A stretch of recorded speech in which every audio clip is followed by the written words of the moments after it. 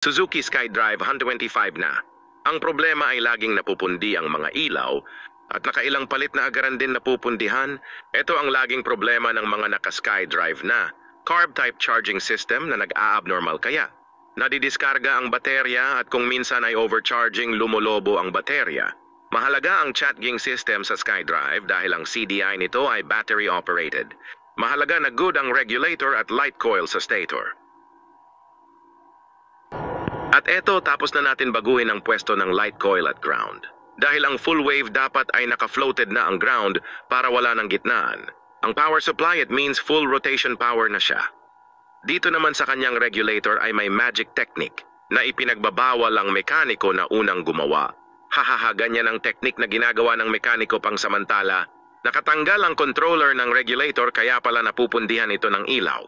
Yan ang disadvantage pag walang controller ang regulator. Effective siya, hindi madidiskarga ang battery pero mabilis mapundi ang mga ilaw dahil overpower na ang binibigay para sa mga ilaw.